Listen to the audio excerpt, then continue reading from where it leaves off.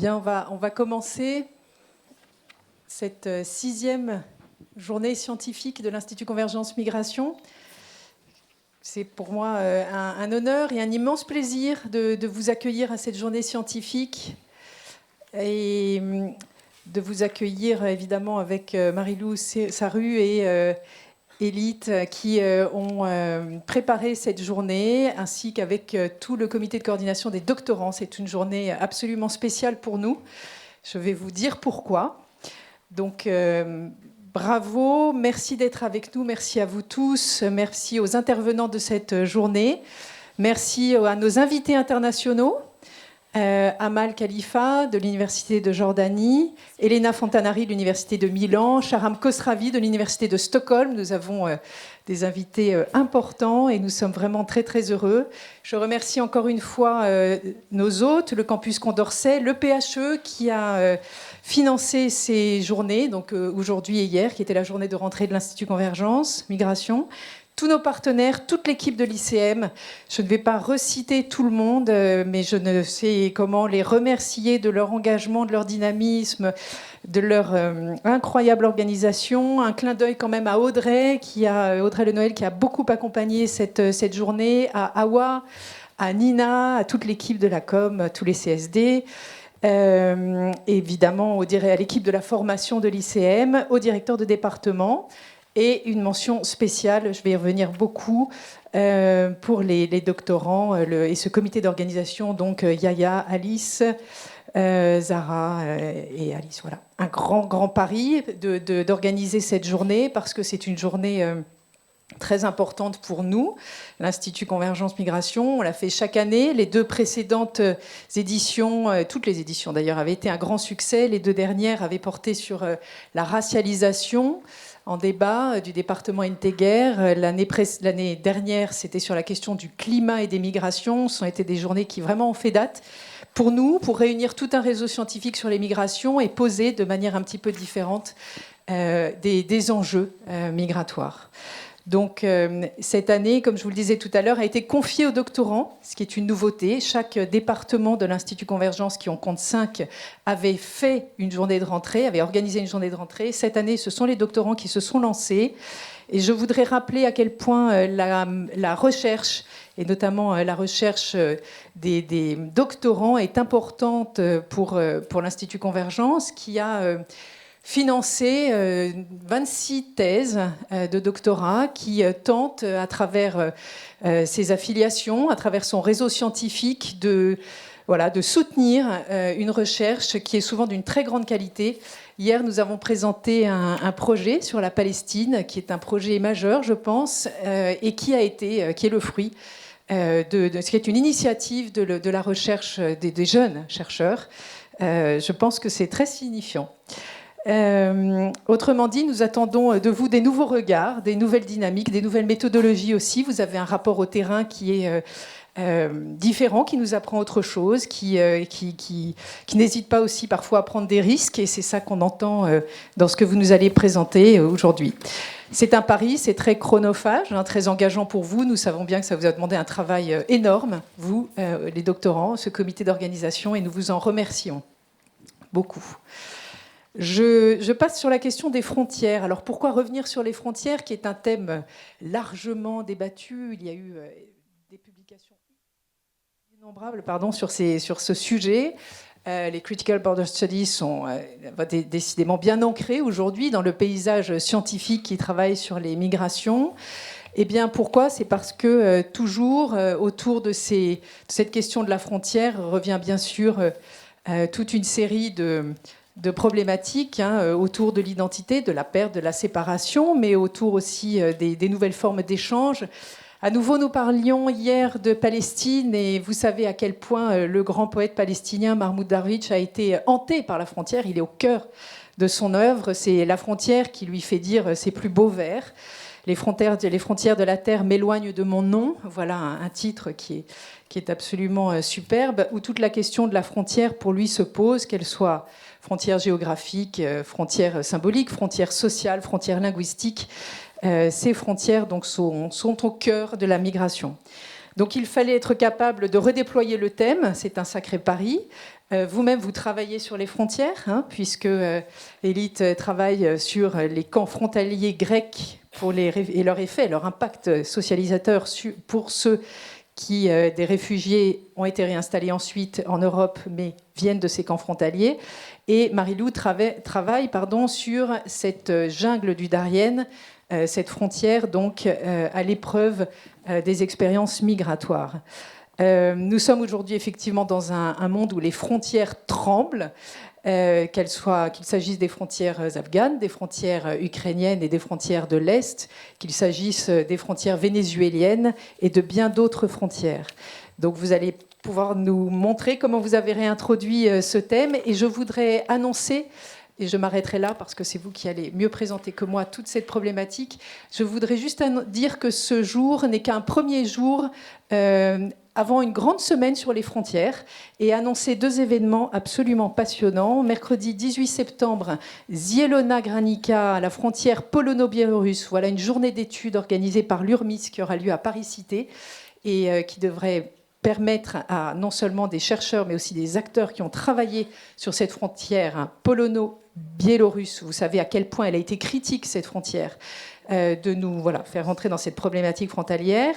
Et puis le jeudi 19 et le vendredi 20 septembre, à nouveau un événement très important, guerre et migration vers une arsenalisation des migrants, un colloque organisé par le projet ARMI et financé par l'Institut Convergence Migration, et qui aura lieu ici même au campus Condorcet.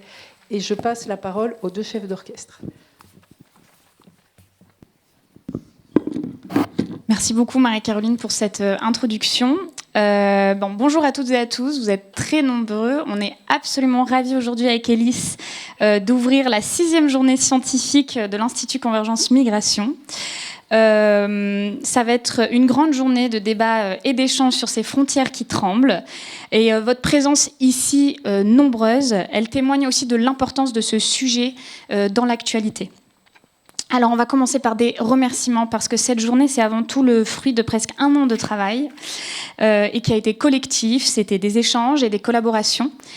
Donc, nous remercions tout d'abord, bien sûr, le comité scientifique et d'organisation, Alice El-Koulbi-Croisé, Aline Desma, Yahya Halabdoula et Zara Salzman. Leur engagement et leur expertise ont été absolument essentiels pour la réussite de cet événement. On voudrait aussi bien sûr remercier chaleureusement l'équipe de l'ICM, dont la nouvelle gestionnaire, Ahwa, je la vois pas, mais on voudrait vraiment la remercier, Amat Mama. Je me perds, pour son soutien et son accompagnement précieux, et les gestionnaires Jeanne Billot et Philippe Sapé. Un grand merci bien sûr à l'équipe de communication qui a fait une communication absolument géniale quand je vois le nombre que vous êtes aujourd'hui. Donc Nina Vorel et Lola Scandella. Et nous remercions également Audrey Lenoël qui nous a accompagnés avec beaucoup de bienveillance dans la coordination de cette journée. On en profite aussi parce que vous voyez qu'aujourd'hui on a un service de captation, donc on voulait les remercier d'être là.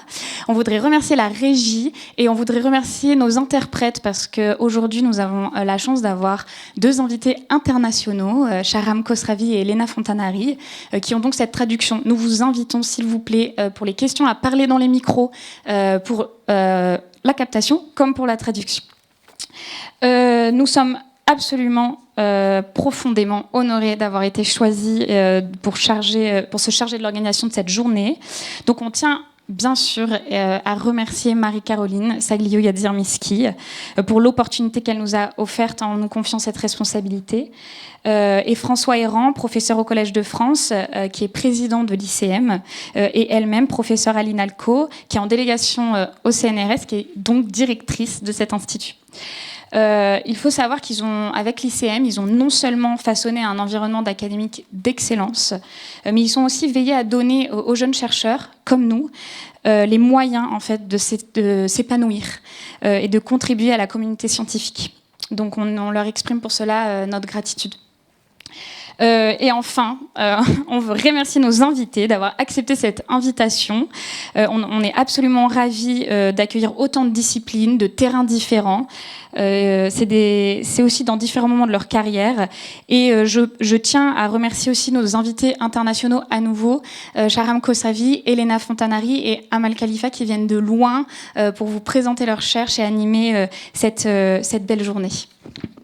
D'ailleurs, peut-être que vous avez remarqué que ces programmes et l'organisation sont particulièrement féminins. Alors, peut-être qu'il suffit de mettre davantage des femmes au point clé des pouvoirs et d'organisation pour faire les choses un peu intéressantes. Bon, trêve des plaisanteries. Lors de cette 6e journée de l'ICM, organisée par ces doctorantes et doctorants, nous tenons à remercier profondément l'ensemble de l'équipe de l'ICM qui nous soutient, nous les doctorants, au quotidien, nous aide à naviguer dans les labyrinthes de l'administration universitaire française et ils sont un appui dans toutes les étapes de nos recherches. Comment témoigner en quelques mots qu'est-ce que c'est d'être jeune fellow de l'Institut Convergence Migration? Ce n'est pas pour nous, doctorants et doctorantes, une simple affaire de réseau professionnel ou de financement. L'ICM est vraiment notre famille professionnelle. Pour nous, au tout début de notre carrière, c'est un espace du possible et des franchissements des frontières. Grâce à l'ICM, nous avons pu participer à des groupes de travail, des projets de RSS et des multiples événements. L'ICM nous offre l'espace de nous retrouver entre nous, des doctorants migratologues, comme on dit souvent. Que ce soit au bureau de l'ICM, dans les salles de nos événements, autour d'un verre après ceci, notre groupe WhatsApp, nous avons eu des opportunités d'échanger sur nos recherches, partager d'informations et d'expériences, se soutenir moralement. Alors, nous remercions beaucoup plus notre responsable Thomas Separ et les responsables précédents, Patrick Simon et Camille Small, sans laquelle rien ne serait possible. Mais en même temps, nous aimerions remercier aussi vous, les fellows de l'ICM, quel que soit votre statut. En effet, vous nous avez accueillis dans les groupes de travail comme si nous étions vos égaux. Vous avez invité à participer à d'organiser des événements. Vous avez attendu nos inquiétudes. Vous nous avez conseillé. Vous avez partagé votre expérience personnelle et démystifié la recherche pour nous. En effet, si au début de nos carrières, le monde scientifique paraît à la fois magique et terrifiant, l'ICM est notre appui, notre boussole. Et c'est pour ça que pour nous, ces doctorants et doctorants, nous avons le plus besoin que l'Institut Convergence Migration continue son voyage après 2025. Alors, Marie-Lou, hier,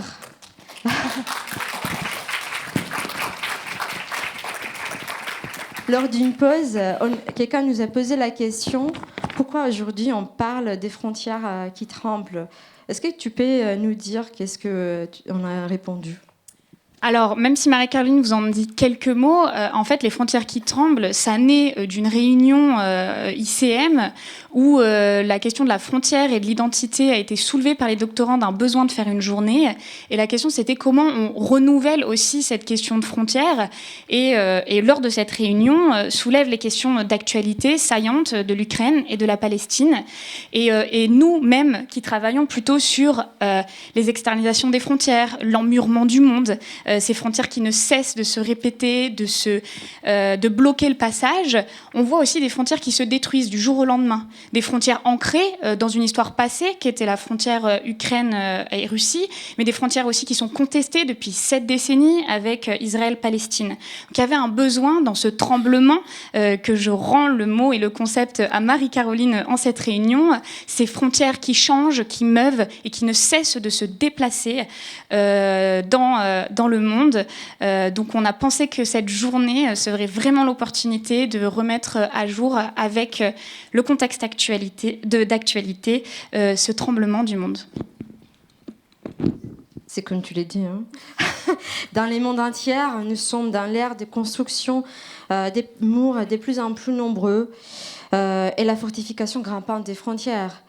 Ceci est particulièrement évident dans l'espace européen où ces dernières décennies, on observe une accélération de la construction et l'activation de ces frontières externes.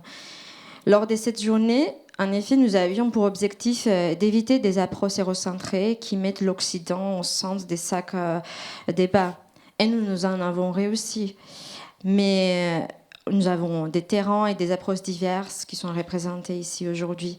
Mais en même temps, nous ne pouvons pas nier le fait que la fermeture progressive des frontières et le niveau de violence dans les continents européens sont disproportionnés par rapport à la réalité des mouvements globaux. Or, ce n'est pas les frontières ultra-sécuritaires qui bloquent l'arrivée des personnes mobiles. Si les frontières sont des blocages, elles sont aussi des passages. Chaque fois qu'un passage est bloqué, les personnes mobiles en ouvrent un autre. Alors, d'un point de vue scientifique, depuis les années 90 et surtout les années 2000, avec l'émergence d'un courant souvent appelé Critical Border Studies, les frontières rentrent petit à petit au premier plan dans les études migratoires. Des nouvelles questions se posent. Parlons-nous de la frontière ou de la frontiérisation ?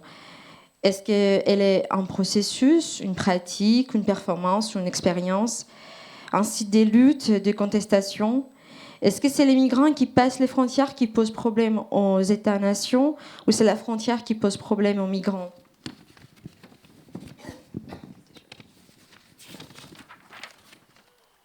Il s'agit des questions beaucoup trop grandes pour y répondre lors d'une seule session. C'est pour ça que nous y avons consacré des moments différents. La conférence d'ouverture par Camille Small, qui va nous parler des perspectives de la frontière, et les premières tables rondes où Marie-Lou et moi allons discuter avec Anne-Laure Amilat-Zari, Julien Brasset et Elena Fontanari sur la question de la construction de la frontière. Après, nous sommes rappelés qu'en 2009, Noël Parker et Nick Vaughan-Williams ont fait un appel aux chercheurs pour développer des outils permettant d'identifier et d'interroger ce que sont et où sont les frontières et comment elles fonctionnent dans des différents contextes, avec quelles conséquences et dans l'intérêt de qui. L'après-midi, dans la deuxième table ronde, Daphné Vélé va essayer de répondre à cette question avec Salam Khosravi, Michel Salor-Lopez, Morgan Duimovitz et Morgan Justine Matondo-Manzabi. En même temps, si, comme l'a dit Étienne Balibar, les frontières n'existent pas seulement au Mars, mais aussi au centre, alors elles ne sont pas seulement géographiques, naturelles ou étatiques, mais aussi sociales. Elles peuvent distinguer, hiérarchiser, catégoriser des personnes en des groupes sociaux différenciés. Lors de troisième table ronde, Morgane Pernaut, avec Solène Brown, Amal Khalifa et Anne-Cécile Cazon, vont débattre les concepts des frontières qui durent dans le temps et l'espace, des frontières raciales, genrées, langagières. Enfin, parce qu'on a conscience que la journée, par ailleurs, est dense, en fait, aussi, au cœur, avec le comité scientifique et d'organisation, il y avait la question d'animer que la journée soit entrecoupée par des projections. Donc, vous verrez 2 projections. C'est aussi, et avant tout, pour mettre en avant d'autres formes de parler de ce qui se joue aux frontières et de trouver d'autres moyens et de travailler par ailleurs en équipe avec les personnes qui favorisent à vulgariser et sensibiliser le public sur ces questions-là. Et du coup, on aura l'artiste Edgar Humberto Alvarez qui ne sera pas là et que j'apposerai quelques mots sur son travail, et le réalisateur journaliste Mortaza Bedboudi qu'on est très content d'avoir avec nous après le déjeuner. La journée va se clôturer par l'intervention de Michel Agier, qu'on est absolument ravis qu'il ait accepté pour terminer cette journée, car comme Camille Schmoll qui présentera la journée, ce sont 2 personnes clés dans nos parcours de doctorants à l'ICM. Donc voilà, je voudrais vous dire que oui, il y aura des postes café. C'est important, entre la table 2 et la table 3, et on aura un merveilleux buffet à midi. Alors, nous sommes convaincus que cette journée sera riche en discussions et en essences structurées. Alors, nous vous invitons à enrichir les débats en intervenant et en posant des questions. Car finalement, durant toute cette journée, c'est la nature de la frontière qui est questionnée en elle-même. Autrement dit, la frontière n'est plus quelque chose qui se présente directement et sans médiation. Elle n'est jamais simplement présente, ni pleinement établie, ni manifestement accessible. Au contraire, elle est multiple et en constant devenir. Elle tremble. Merci beaucoup. Et Marie-Lou va commencer. Donc, nous avons l'immense plaisir d'accueillir Camille Schmoll pour ouvrir cette journée, qui est donc directrice d'études à l'École des hautes études en sciences sociales. Et je rappelle, bien que l'introduction soit longue, mais qui est très important pour nous de le dire, elle a été présente, sa présence, elle est symbolique pour nous, parce que Camille, elle a été investie autant dans le soutien des doctoraux, qui est par ailleurs la directrice de 2 des personnes de notre comité, Alice et Aline, mais elle est aussi très impliquée dans la création de la direction du master migration, dont je vois certains étudiants, et je suis très content qu'ils soient là. Merci Camille. Merci à vous. Ça marche ou pas? Non. Alors, faut que j'appuie. Allô, voilà. Merci beaucoup pour cette magnifique introduction. Merci de votre invitation. Et voilà, merci à l'ensemble du comité. Donc, et bien entendu, Élite et Marie-Lou, mais aussi Yaya. Voilà, ça marche plus.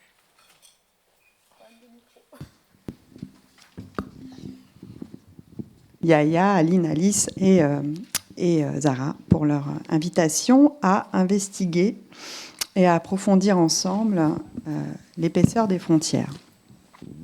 Donc, je vais me présenter en 2 mots. Je suis géographe et je travaille depuis 25-30 ans de manière ethnographique sur les marges et les bordures limites de l'Europe, en particulier dans la région méditerranéenne. Et pour les géographes, voilà. La frontière, pour les géographes, donc, a été longtemps une évidence, une notion centrale, bien sûr, dans la discipline, mais aussi une notion périlleuse. Et aujourd'hui, il me semble que nous sommes face à un double défi. Alors, le premier défi, on l'a tous et toutes identifié, il vient de l'extérieur du monde académique, parce que cette notion de frontière, elle représente peut-être ce qui est aujourd'hui l'antithèse, la négation des sciences sociales. La frontière, c'est l'ennemi de l'histoire, de la sociologie, et peut-être plus encore de la géographie. Elle a été et reste encore aujourd'hui l'outil du nationalisme banal, de la rhétorique identitaire, de la domination brutale et de la naturalisation des différences. Donc la géographie le dit, on l'a entendu encore et encore, la Méditerranée, l'Oural sont les frontières naturelles de l'Europe, il faut protéger nos frontières, je pense évidemment à la récente campagne électorale européenne, ou encore les frontières passoires qu'on nous a resservies il y a quelques jours, dans une énième métaphore hydraulique dont on a l'habitude. Donc à travers la frontière, c'est bien entendu, et ce questionnement sur les frontières, c'est le retour aussi du nationalisme le plus obtus, le plus obscur qui se joue. Mais le deuxième danger, et j'y reviendrai à la fin de mon intervention, le deuxième défi pour moi, il vient de nous-mêmes, de notre pratique, de notre usage de la notion de frontière. Au sein de la géographie, comme des études migratoires, il n'est pas de notion, probablement, qui n'a été plus travaillée ces dernières années. Et donc, il nous a fallu prendre acte, pour reprendre les beaux termes d'Étienne Balibar, de la polysémie de la frontière. Et il nous a fallu reprendre, pour reprendre les beaux termes d'Anne-Laure Amilazari, à retravailler, à reconsidérer notre alphabet spatial. Et s'il y a un succès scientifique indéniable de la notion de frontière aujourd'hui, comme tout succès, en tant que scientifique, il nous faut en douter, le questionner, donc au sens le plus radical, épistémologique. Et donc je terminerai là-dessus. Donc l'invitation que je vous fais aujourd'hui, c'est d'explorer le pouvoir, dans tous les sens du terme, de la frontière, à la fois le pouvoir, la frontière comme dispositif spatial de pouvoir et de contre-pouvoir, de lutte de frontières, mais aussi le pouvoir sémantique d'une notion, le pouvoir rhétorique qu'elle a acquis aussi dans notre champ de recherche. Et donc, pour terminer d'expliciter ma position, pour vous dire d'où je parle, je dois dire que je ne suis pas uniquement géographe, mais je suis aussi féministe. Et donc, le fil conducteur de mes travaux a été d'œuvrer à ce que j'appelle féminiser le regard, encore maintenant, très androcentré sur les frontières. Donc j'ai mis ici quelques références qui sont bien entendu incomplètes, et vous m'en excuserez. Alors, c'est pour vous dire que je ne suis pas la seule à féminiser le regard sur les frontières, puisque de nombreuses chercheuses ont œuvré à intégrer les sujets féminins dans cette réflexion. Alors, œuvrer à cette féminisation du regard sur les frontières, ce n'est pas seulement considérer les femmes comme des sujets, comme des actrices de leur migration, c'est aussi refuser, et peut-être surtout, les instrumentalisations et les artifices de l'humanitarisme déclinés dans sa version genrée en victimisation des femmes. Il s'agit de rappeler l'ordinaire, la banalité de la présence féminine aux frontières, que nous avons souvent tendance à invisibiliser en montrant que la frontière est tout à la fois le produit et le catalyseur de normes, de violences, de formes d'assignation et d'identification qui sont liées au genre et qui renvoient le plus souvent à des visions hégémoniques de la masculinité et de la féminité. Mais c'est aussi que montrer que la frontière peut parfois, souvent, être le lieu de transgression et de contournement de ces normes et frontières de genre.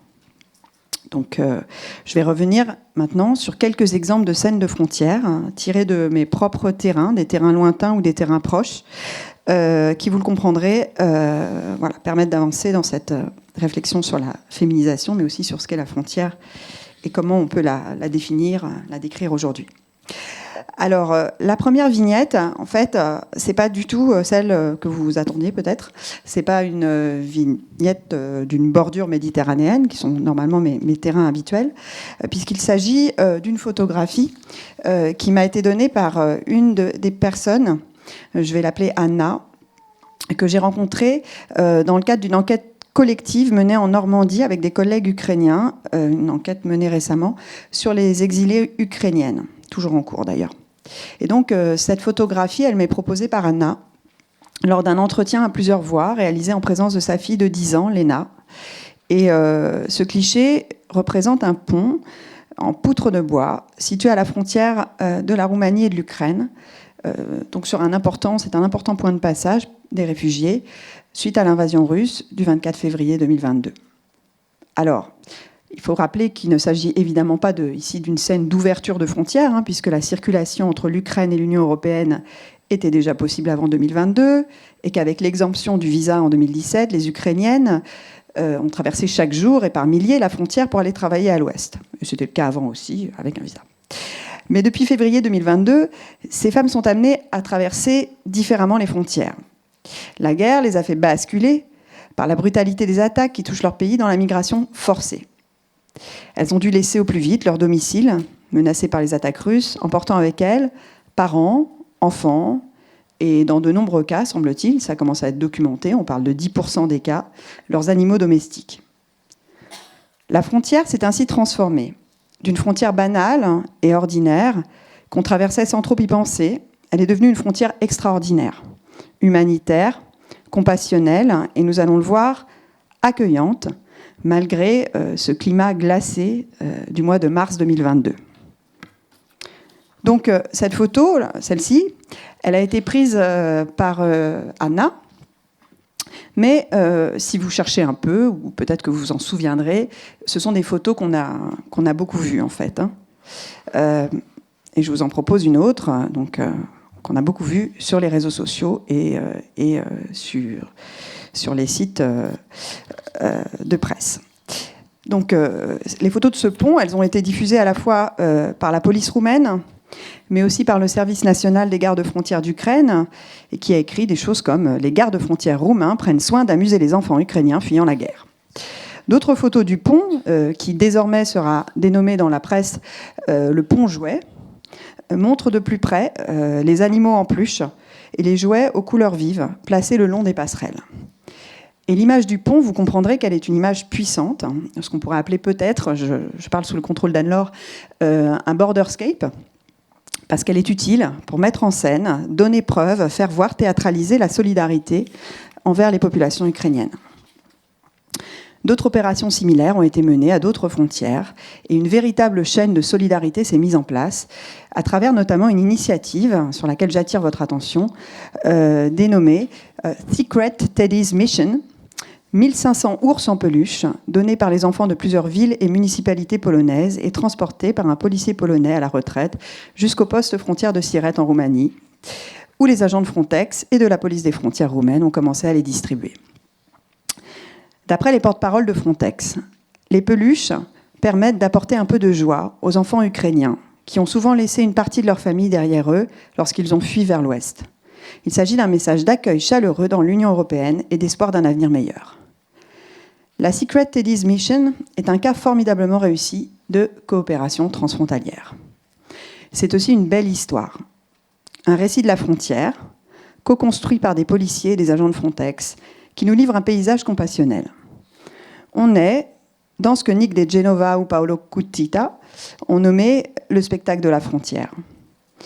Un spectacle qui, cette fois-ci, ne veut pas agir comme un dissuasif ou comme un dispositif de peur, mais plutôt comme une main tendue, à l'égard de ce que William Berthomière a décrit dans La Méditerranée de 2015. Et cela nous rappelle que malgré le contexte d'inflation des murs et des barbelés, les frontières sont aussi des ponts, au sens propre comme au sens figuré, des lieux qui font lien. Le cas du pont Jouet nous renvoie aussi à un autre aspect important et très à la mode aujourd'hui en sciences sociales, celui de l'infrastructure, de la matérialité. La frontière reste et demeure un dispositif spatial, malgré la digitalisation et le caractère mouvement de certaines frontières. Tout cela n'a pas affecté la matérialité de ces lieux frontières qui donnent corps au paysage. Les enfants passent le pont, on est accueilli à un poste de garde-frontière, et cette matérialité, elle se manifeste également à travers des objets. Et donc, elle nous amène aussi à prendre acte de la variété des présences aux frontières. Nos frontières sont véritablement plus qu'humaines. Et je parle bien entendu des doudous qui sont là pour faciliter le passage. Pour faciliter le passage et dire aux enfants, vous n'êtes pas seuls. Les enfants de Roumanie et de Pologne vous donnent leur doudou. Et les psychologues de l'objet transitionnel apprécieront.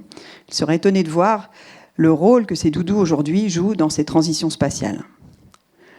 Et là, je dois faire une petite digression, parce que dans les lieux frontières sur lesquels nous sommes un certain nombre ici à travailler, il y a des doudous partout. Voilà. Donc, je vous mets quelques exemples de doudous sur des lieux frontières. Alors ces doudous, en fait, ils ont un rôle central dans cette économie compassionnelle des frontières. Et je pense au travail d'Alexandra Galitzine-Lumpe et Corinne Alexandre-Garner qui ont attiré notre attention sur ces objets de l'exil. Effectivement, les doudous, on les retrouve partout. Et je ne vais pas développer sur les doudous, mais il y aurait de quoi faire. Le cas du pont Jouet, enfin, il illustre aussi la fonction filtre de la frontière. Car comme pour toute photographie, sur ces photographies du pont Jouet, et je vous en montre d'autres encore, il y a ce que l'on voit et ce que l'on ne voit pas. Donc les images de l'accueil, réservées à l'exil ukrainien, comme d'autres, elles ont beaucoup été utilisées, et elles ont notamment été utilisées par des militantes et des militants en faveur du droit des exilés, mais aussi par des chercheurs, pour montrer que la compassion et l'ouverture des frontières étaient à géométrie variable. La main tendue aux Ukrainiens, la mer fermée aux Afghans, aux Syriens, aux Soudanais. On a dit, en 2022, que les chiens des Ukrainiens étaient mieux accueillis et avaient plus de chances de passer que les migrants asiatiques et africains. Et ce n'était pas faux. De mon enquête auprès des Ukrainiennes, il résulte que nombre d'entre elles ont fait passer des animaux munis de passeports qui n'étaient pas les leurs. Leur frontière, la frontière, est bien ce filtre, ce lieu de cristallisation morale et politique entre eux et nous, ceux qui appartiennent et ceux qui n'appartiennent pas, ou pas complètement, à notre commune humanité. Mais on aurait tort de réduire l'action de cette frontière à une simple opposition entre les Ukrainiens, blancs, chrétiens, accueillis chaleureusement, et les autres, parce que l'action de la frontière est beaucoup plus subtile. Alors pour le comprendre, il ne faut pas s'en tenir au récit de Frontex, il faut en venir au récit d'Anna et de Léna, sa petite fille. Car si vous continuez à me suivre, vous noterez que jusqu'à présent, voilà, j'ai mobilisé que des sources institutionnelles de ce jeu d'acteurs à la frontière. Et donc on va parler de celles qui l'ont traversée. Et je crois que c'est important, enfin il ne faut pas oublier dans nos analyses, il y a un vrai risque de surplomb par rapport à nos analyses de la frontière. Donc voilà ce que dit Anna. C'était un pont de terreur, car vous vous éloignez de plus en plus de chez vous, de votre mari, de votre mère. Votre cœur se brise et vous vous rendez compte que vous ne pouvez plus rentrer, comme si la route n'était qu'à une extrémité du pont. Quant à Léna, elle dit « On n'avait pas la place dans nos sacs. Moi, je voulais le gros hibou, mais on n'avait pas la place. Donc j'en ai pris un autre, un petit doudou. » Anna reprend « Il y a beaucoup d'hommes qui veulent quitter l'Ukraine. Ces hommes ne veulent pas tuer. Par exemple, il y a des gens qui croient en Dieu et qui ne veulent pas prendre les armes. Dans la rivière qui coule sous le pont, beaucoup d'hommes se sont noyés. Il fait trop froid, le courant est fort. Les hommes essaient de traverser à la nage, mais c'est illégal parce que c'est la frontière. Après, donc Anna, évidemment, elle nous renvoie à une autre frontière orientale, celle de la ligne de front, qui pour les hommes rend la traversée de la frontière occidentale impossible ou difficile. Impossible physiquement, impossible moralement, la nécessité martiale fracture aujourd'hui les relations entre les exilés et ceux qui sont partis se battre.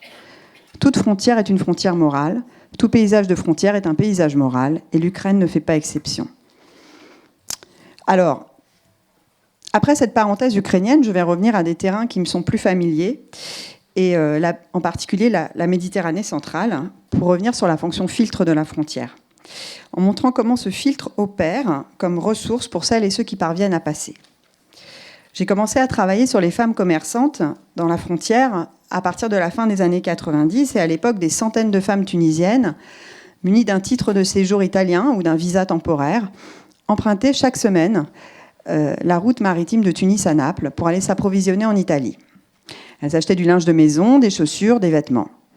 Ce commerce transfrontalier, régulier, qu'elles effectuaient grâce à un circuit d'intermédiaires bien rodé, leur permettait de revendre à domicile, dans les souks, dans les boutiques, des produits venus d'Italie à des prix défiant toute concurrence. À vrai dire, les destinations d'achat de ces femmes, expertes en traversée des frontières, ne se limitaient guère à l'Italie. Elles allaient à Alep, à Ceuta, à Melilla, à Istanbul, à Marseille, et même parfois elles poussaient jusqu'en Chine et en Thaïlande. Et à cette époque, ce qui m'intéressait, c'était ce qui passait, ce qui circulait, et non pas ce qui ne passait pas. Donc, des femmes avec des sacs, des trolleys, des minivans, et parfois même des containers. Et ces femmes, on les retrouve encore aujourd'hui, même si la situation s'est notablement dégradée en Méditerranée, mais on les retrouve encore aujourd'hui, car aucune frontière n'est totalement fermée, bien entendu. Et c'est pour cette raison d'ailleurs que pour les chercheurs, il est difficile souvent de parler de forteresse Europe. Donc les commerçantes que j'ai accompagnées à Naples, on les retrouve partout, dans toutes les zones frontières du monde. Je ne vais pas faire une liste exhaustive, mais ce sont par exemple les femmes mules marocaines qui chaque jour se rendent dans les enclaves de Ceuta et Melilla. Ce sont les femmes birmanes qui traversent la frontière avec la Thaïlande. Ce sont les femmes du Paraguay qui commercent avec le Brésil dans le cadre du Sacolero Circuit. C'est des commerçantes qui parcourent le corridor Accra-Lagos ou traversent la frontière du Mexique et des États-Unis. Et pour traverser les frontières, elles doivent corrompre les officiers des deux bords. Elles doivent négocier avec les autorités. Elles doivent mettre en place des tactiques de passage, des tactiques vestimentaires, par exemple. Les birmanes vont s'habiller à la thaïlandaise. Les Tunisiennes avec lesquelles je travaillais voyageaient en grappe de femmes pour se prémunir de rencontres inconvenantes, mais aussi parce que la présence d'un groupe de femmes était une façon d'éviter le stigmate de la femme de mauvaise mœurs qui, inévitablement, risquait d'entacher la réputation de celle qui passait les frontières nationales. Elles usaient de tactiques pour faire passer les marchandises dans leur soutien-gorge, par exemple, qui irait les fouiller jusque-là.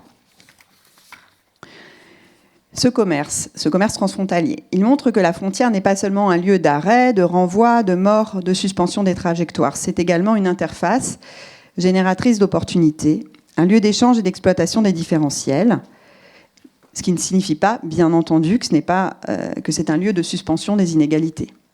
Bien au contraire. C'est bien ce différentiel qui motive ces pratiques, à l'image, par exemple, des Mexicains qui vont régulièrement donner du sang aux États-Unis, vendre leur sang aux États-Unis et qui reviennent. Mais le commerce transfrontalier crée des situations de frontières qui sont également, comme l'a montré Michel Agier, des situations cosmopolites. Et c'est de situations cosmopolites que je qualifierais par exemple le quartier de la gare de Naples, sur lequel je travaille depuis longtemps. Ces quartiers cosmopolites, ce sont des lieux où, pour reprendre les termes de Michel Peraldi, d'autres Michel, le sens de la frontière se retourne et se transforme de ligne en lieu. Donc un lieu de cosmopolitisme ordinaire, où la frontière fonctionne comme une micro-société. Et je vais terminer cette évocation des frontières avec une troisième image. Parce que, évidemment, les scènes de commerce transfrontalier, elles ne doivent pas nous faire oublier une réalité plus violente, car la Méditerranée, vous le savez, s'est progressivement refermée à la manière d'une nasse, ce qu'on a pu décrire comme un processus d'enclosure, de dérive des frontières, ou encore, pour reprendre les termes de Stéphane Rosière et Florine Balif, de barriérisation, c'est-à-dire un renforcement d'une des fonctions frontalières, la fonction de fermeture, de contrôle, de filtrage, au détriment d'autres, la fonction d'ouverture, de mise en contact, d'interface. Et en Méditerranée, ce processus nous a fait basculer, depuis les années 90, de la frontière ligne à ce que Vicky Squire appelle la frontière zone, une frontière qui s'est épaissie, étendue, en même temps que, comme l'a montré Anne-Laure, elle est devenue de plus en plus mobile et insaisissable. Et cette expérience de la barriérisation est douloureuse, elle est bien sûr mortifère, elle investit les corps, elle se traduit, comme l'ont montré aussi de nombreuses chercheuses, par un étirement de la frontière, une vie dans la frontière.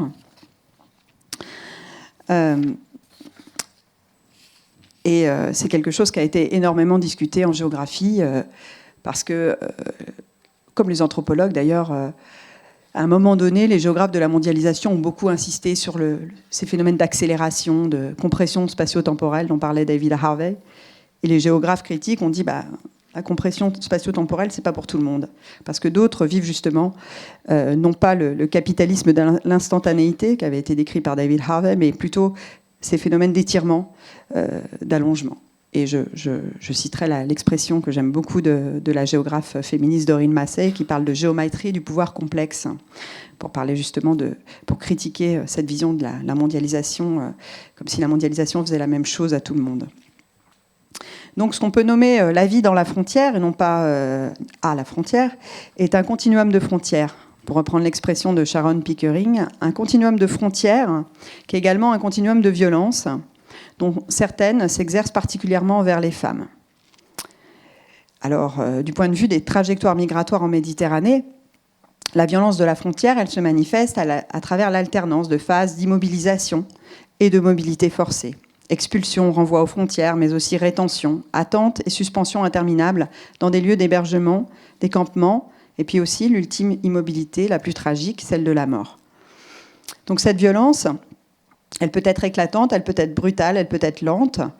Et quand j'ai travaillé sur les centres d'hébergement temporaire en Italie et à Malte, on était plutôt justement dans une configuration de violence lente, liée à l'attente, liée au fait que les femmes étaient consignées pendant des mois, voire des années dans la frontière. Et donc c'est la dernière image que je voulais vous montrer. Une photographie d'un lieu d'hébergement. Donc on y voit quoi ? On y voit une colline, une de ces collines douces du sud de la Sicile, où l'on pratique la culture de l'oignon. On voit le ciel bleu, on voit du linge rose, donc il y a des femmes ici, et on voit du soleil aussi, parce qu'il fait beau, donc c'est presque une carte postale. En fait, c'est bien un paysage de frontière, un borderscape, parce qu'ici, en fait, il n'y a rien, du fait du confinement, de l'isolement, de la dispersion de ces lieux d'hébergement extrêmement précaires. La vie n'est pas là, ici, disent certaines femmes. La vie est au loin. Alors, pourquoi cette photo ? Pour vous montrer que, comme pour le pont Jouet, les paysages de frontières sont trompeurs. Car la photo, elle n'a pas le pouvoir de nous transmettre les sensations physiques que provoque ce lieu. Elle ne nous dit rien, en fait, du froid de janvier. Elle ne nous dit rien de ce qu'il y a à l'intérieur. Là où les femmes sont contraintes de faire chauffer des bouteilles en verre dans la cheminée pour chauffer les lits de leurs enfants. Donc elle ne nous dit rien du gel, de l'humidité, de la moisissure sur les murs. Elle ne nous dit rien des émotions, de l'ennui, de l'attente, ni de la façon dont pendant des mois, voire des années, l'activité quotidienne des femmes qui vivent dans ces centres d'hébergement est surveillée, empêchée, normée du fait de l'économie morale de la frontière, qui est également une économie genrée. Donc c'est pas seulement un borderscape, c'est un moralscape. Et dans cette activité morale, il y a du genre, de la racisation, une façon d'assigner, dans un contexte particulièrement violent, une place subalterne, celle qui est réservée aujourd'hui aux exilés des Suds du monde. Donc dans ces lieux frontières, les femmes se rebellent. Elles contournent les assignations. Par la fuite, notamment. C'est le fameux diritto di fuga de Mezzadra. Par l'évaporation. Donc en fait, la frontière, c'est toujours, encore et toujours, ce théâtre de lutte et de résistance. Hein. C'est un lieu aussi où expérimenter ces nouvelles formes de résistance. Hein. De ce point de vue-là, je reprends la célèbre idée d'Anna Tsing de lieu de friction. Hein. C'est un lieu de friction. Donc, comme vous le savez, Anna Tsing nous dit que la mondialisation n'est pas un phénomène lissant et uniforme, qu'il y a des points d'achoppement, d'accroche, et qu'en fait, la mondialisation n'a pas accéléré la fluidité des échanges et des connexions, qu'elle n'a pas éclairci ou simplifié la nature des rapports global-local, bien au contraire, puisque la mondialisation est ce phénomène poisseux, collant, sticky, dont les configurations sont multiples. Et c'est ça qui m'intéresse ici, où les perspectives de résistance et de solidarité ne sont pas impossibles, mais reconfigurées.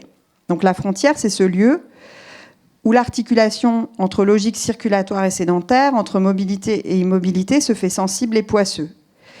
Et donc il est des conflits de frontières, comme des conflits urbains ou des conflits environnementaux que décrit Anna Tsing. Ces conflits convoquent des acteurs situés à différentes échelles, porteurs de différents objectifs, il ne faut jamais l'oublier, parfois radicalement différents entre eux d'ailleurs, mais qui peuvent mener par des alliances improbables à des voies de sortie, à des lignes de fuite. Voilà, donc je vais conclure. Et pour terminer, je voulais vous dire un peu que, bon, voilà, j'ai parlé de 3 scènes de frontières pour évoquer un certain nombre d'aspects importants, pas du tout novateurs, tels qu'ils sont développés dans les Critical Border Studies aujourd'hui, qui ont un fort succès au sein des études migratoires. Et donc, je voulais terminer pour réfléchir un peu à ça, à cette question des frontières et de l'approche que nous pouvons avoir, et je m'inclus évidemment dedans, au sein des études migratoires, puisqu'on est dans un institut migration et qu'on travaille à peu près tous et toutes sur ces questions-là. D'abord, la première question qui me semble importante, mais la réponse est un peu évidente, mais pourquoi un tel succès des frontières dans les études migratoires ? Et pour comprendre ce succès, il faut évidemment caractériser les choses en termes de moment, un moment qui fait que en fait, l'utilisation croissante du langage et du répertoire frontalier dans les réflexions scientifiques, il reflète l'enchevêtrement des agendas académiques et des agendas politiques, et notamment les politiques évidemment migratoires et d'asile.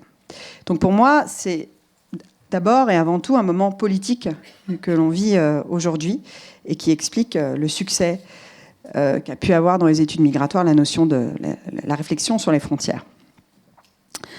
Mais c'est aussi un moment épistémologique important où les études migratoires deviennent plus critiques. Et c'est vrai que c'est pour ça aussi que j'ai fait référence à certaines réflexions sur la mondialisation, parce qu'il me semble que cette réflexion-là aussi a beaucoup évolué de manière plus critique, et que ça explique aussi un certain nombre de choses qui sont arrivées aussi dans les études migratoires. Voilà. Donc si on compare les écrits des années 90 sur les migrations à ceux qui ont suivi, c'est vraiment flagrant. Hein. On avait fait il y a quelques années, une enquête par mots-clés dans les principales revues d'études migratoires, peu importe. Et effectivement, le transnationalisme des années 90 a été remplacé par la frontière. Et donc ces approches critiques, qui se basent beaucoup sur les questions de frontières, s'appuient sur des corpus marxistes, foucaldiens, féministes, postcoloniaux, décoloniaux.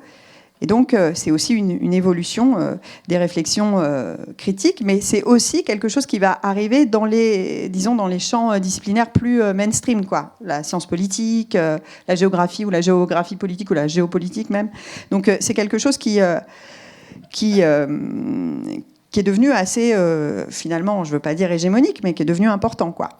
Et donc, il faut questionner. Mais c'est aussi un moment méthodologique qui s'offre aux chercheurs. Parce que réfléchir sur la frontière, dans un contexte de durcissement politique majeur, c'est aussi l'impossibilité de mener une enquête au sens canonique. Pourquoi on est aujourd'hui si créatif en termes de méthodologie ? C'est aussi parce qu'on ne peut plus faire comme on faisait avant. C'est inaccessible, certains terrains sont inaccessibles. Et puis on ne va pas suivre les gens pendant des années. Voilà. Quand on les suivait, quand ils mettaient un mois à traverser le Sahara, ça pouvait encore se faire. Mais aujourd'hui, c'est plus compliqué, quoi. Donc on a un certain nombre d'impossibilités du point de vue du terrain.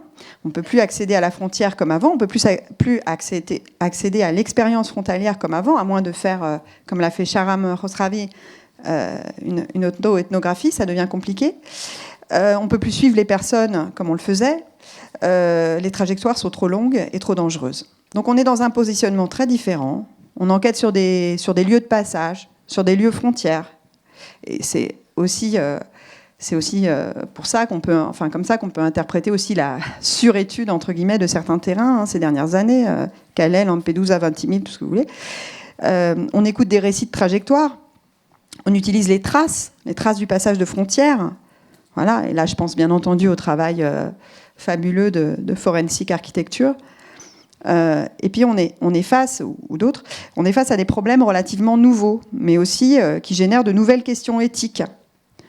La question de la réactivation du trauma de la frontière, à travers les récits de traversée de frontières, par exemple. Donc de plus en plus aussi, il y a un besoin d'interdisciplinarité dans nos pratiques. Et je pense au premier lieu au fait que nous avons besoin des psys, en tout genre. Parce que ces frontières, voilà, elles soulèvent des questions éthiques, mais aussi avec des conséquences aussi. Elles ont des conséquences. Cette violence des frontières a des conséquences sur notre expérience. Je vais y revenir. Donc les frontières, elles deviennent un haut lieu d'expérimentation de nouveaux langages, de nouveaux imaginaires, de nouveaux récits, qui font place aussi davantage, je pense, aux subjectivités migrantes. Et on voit le développement des approches sensibles, collaboratives, artistiques, un renouveau créatif de ces méthodologies, mais aussi de nouveaux risques de sursollicitation, d'instrumentalisation, d'extractivisme du fait de ces nouvelles approches. Parce que c'est fatigant aussi d'être sursollicité par les chercheurs, il ne faut pas l'oublier.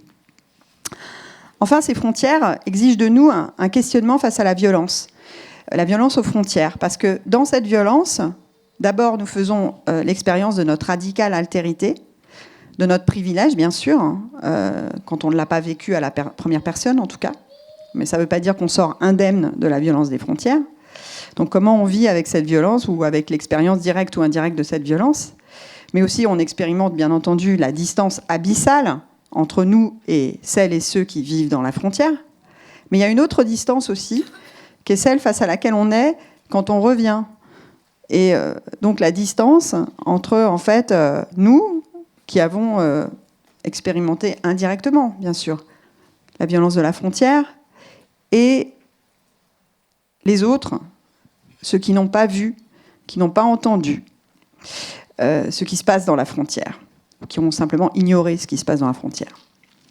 Donc ça a des conséquences peut-être constructives, je ne sais pas, dans des formes de lutte nouvelles, positives, mais ça génère aussi des formes d'angoisse très fortes. On le voit notamment auprès des jeunes chercheurs et chercheuses qui sont sur des terrains très difficiles. Donc je pense qu'un des agendas pour les années à venir, c'est aussi de chercher aussi ensemble, concrètement, des façons de faire avec ces nouveaux terrains, ces nouveaux engagements, c'est pas une nouvelle violence, mais développement de intensification de ces violences. Voilà. Et pour terminer vraiment, je voulais juste souligner quelques points sur l'importance de l'évolution des contextes politiques, épistémologiques, méthodologiques qui s'entremêlent et expliquent aussi ce succès, mais aussi cette complexité de la frontière. Mais aussi vous alerter sur un petit point, c'est-à-dire que pour moi, la notion le pouvoir, la fascination qu'exerce la notion de frontière sur nous n'est pas sans danger.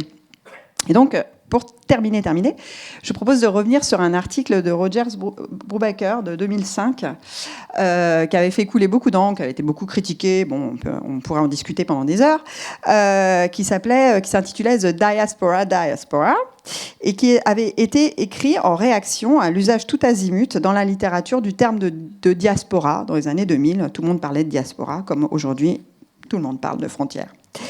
Et donc, pour Rogers Brubaker, il y avait vraiment un danger à travailler, à utiliser à tort et à travers cette notion de diaspora. Et il nous alertait sur 3 points sur lesquels je voudrais revenir. Le premier point, c'est le présentisme, le biais présentiste, c'est-à-dire d'exagérer la nouveauté du phénomène. donc j'espère que les historiens apprécieront. Donc un risque présentiste, une invitation à être sceptique quant aux grandes déclarations sur les ruptures radicales, les changements de monde. Bien sûr, actuellement, la prolifération, le durcissement des frontières est un fait incontestable, je pense, mais il faut rester sensible, notamment à la diversité, à l'évolution des situations de frontières, ne pas uniformiser cette expérience de la frontière et confronter les frontières à leur historicité. Deuxième point, un risque de dilution du concept. Frontières partout, frontières nulle part. Donc en fait, là, c'est l'idée que, comme Brubaker qui parlait de diaspora talk, on a développé une forme de border talk. Donc on a une série d'expressions que je ne vais pas lister autour de cette qui convoque en fait l'image de la frontière. Et là, il pourrait y avoir un risque d'entretien du flou théorique du fait d'une surexploitation de la notion. Mais bon, évidemment, c'est fertile, hein, les métaphores, les discussions autour de la voilà, bordering, border zone, border, tout ce que vous voulez, borderland et compagnie, borderscape, c'est hyper important, mais on peut aussi se perdre dans ce border talk. Et enfin, troisième point qui me semble peut-être plus important, il peut y avoir une violence épistémique en fait à réduire les personnes à leurs conditions frontalières. Ça rejoint un peu ce que Brubaker nommait le groupisme pour les diasporas, c'est-à-dire réduire les gens à leur diaspora en fait. Il y a un enjeu de reconnaissance dans le fait de porter un récit sur la frontière, mais il y a aussi un risque de réduire l'expérience des migrations ou juste l'expérience des gens à leurs frontières. Et le migrant dans la frontière, c'est devenu, dans nos travaux, le migrant par excellence. On insiste beaucoup sur la condition frontalière, mais est-ce qu'on ne peut pas aussi contribuer par là à une forme de naturalisation de la condition de migrant, on migranticise, pour reprendre les termes de Janine Dainden. Donc là, il y a un risque d'écrasement des individus sous le poids de la frontière, de réduction de leur expérience, de refus de leur autonomie aussi. Et en fait, l'autonomie des gens, elle ne se construit pas seulement dans les luttes de frontières. Et je dirais même qu'il y a un paradoxe, parce que, en fait, on étudie des personnes dans la frontière alors que celles-ci ne veulent qu'en sortir. Autre forme de réductionnisme, réduire l'expérience migratoire à celle de ceux et celles qui vivent la violence des frontières. Donc il faut évidemment, il y a des gens ici qui travaillent sur les migrations privilégiées, rappeler la banalité, l'ordinaire en fait des passages de frontières pour nombre d'entre nous.